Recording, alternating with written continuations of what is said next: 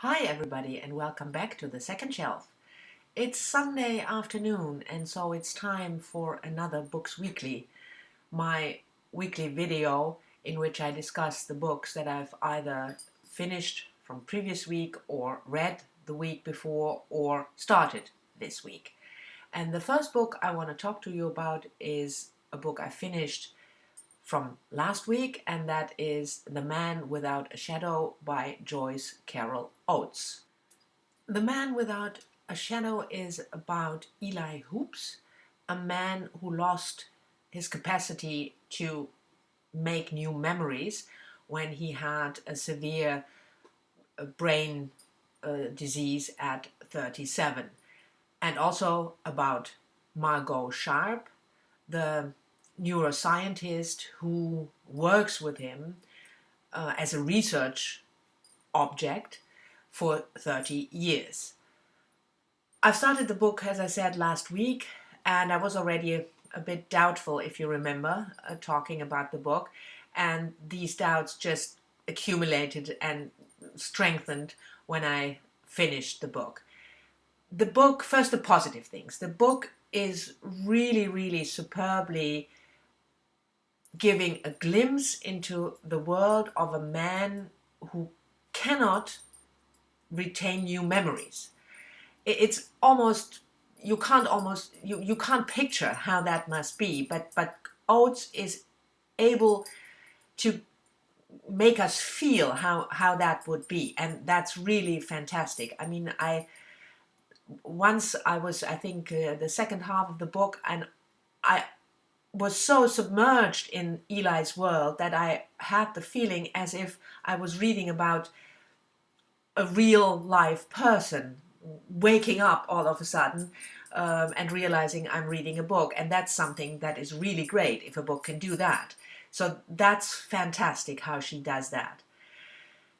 But my problem with the book was the other character, Margot Sharp, the neuroscientist.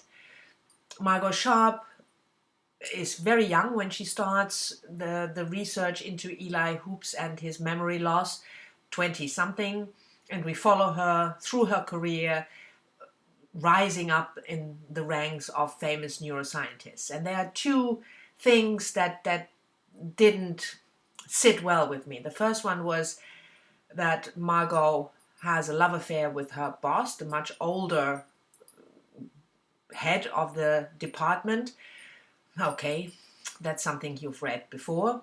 But what bugged me much more was the relationship Margot develops with her research subject, Eli Hoops, because there's a love affair between the two.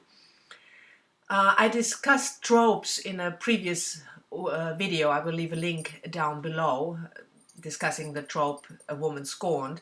And in Oates' book, that's also a trope. The female scientist, of course, having a love affair with her boss, and then, of course, falling in love with her science subject. And as I discussed in that video, it only works if you believe that the individual character described in the book would act in this way. And in The Man Without a Shadow, it just doesn't work, because Margot is described from her point of view, but also from others, as a really serious scientist who takes science extremely seriously, who is devoted to her scientific research, who is engaged in publishing articles all the time, who wants to make it in her field.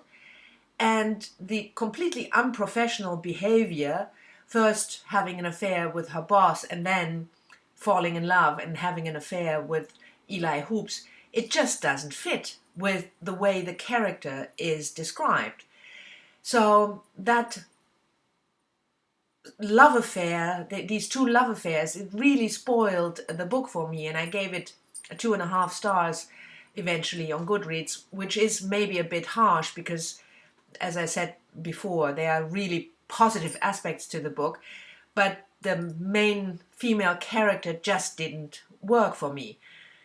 So, pity, because part of the book was really good, but other parts didn't work for me, so only 2.5 stars. The second book I read last week was actually a reread, because I'm trying to reread more, which I don't do often enough. And that was What I Loved by Siri Hustvedt. It's published in 2011, I believe, but I will leave a link to the book down below with the correct publication year. And it's a book about Leo, the central character, telling us the story. Leo is an art historian, and we have his wife Erica, and we have another couple, Violet and Bill.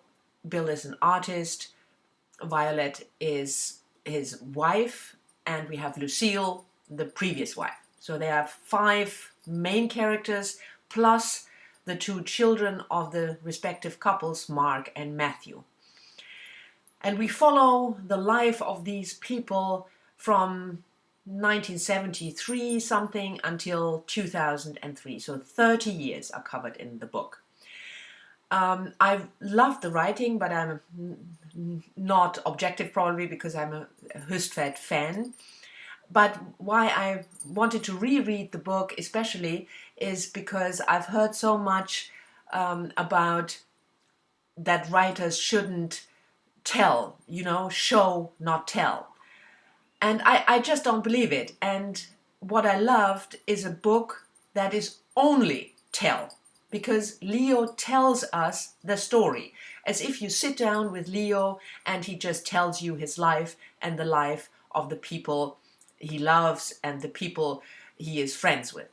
So it really does work, tell, not show, if it's done well. And in What I Loved, it's done very well. So I can certainly recommend the book. And it's, for me, one of the best examples, as I said, that this whole show, not tell rule is bullshit, in my opinion.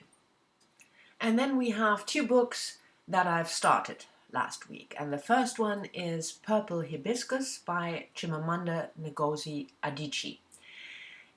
Purple Hibiscus was Adichie's first novel, published in 2003 to critical acclaim, and I've never read it, I have to admit, but I joined a reading group on Goodreads. I will leave a link to that group down below, called Reading Adichie, and we will read all 3 of her novels in October, November and December. The group is run by Max from Well Done Books. We'll leave a link to his fantastic channel also down below. And please join us if you want to read or reread Adichie. I just started it. I read like 10 or 15 pages.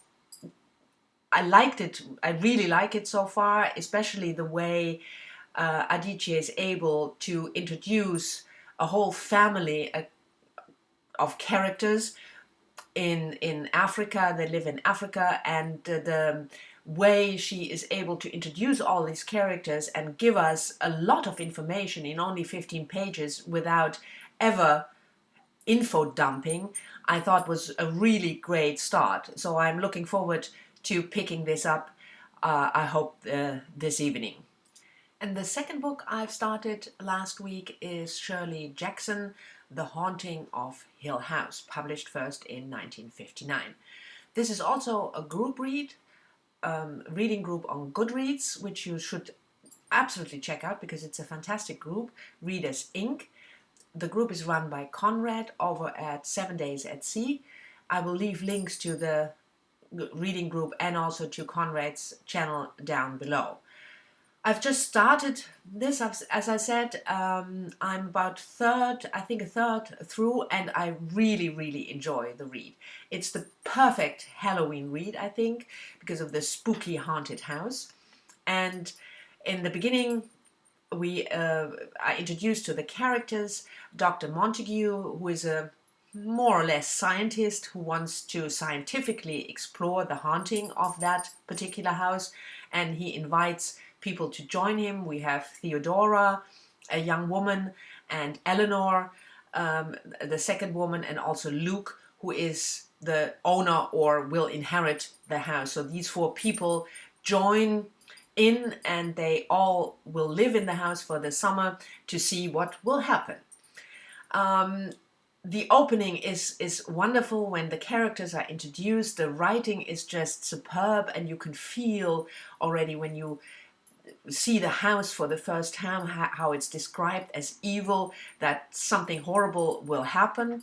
I really enjoy it, and I think it's a perfect read, as I said, for October. So if you haven't read it yet, check it out. So this was it for my Books Weekly, my week in books. I hope you enjoyed it.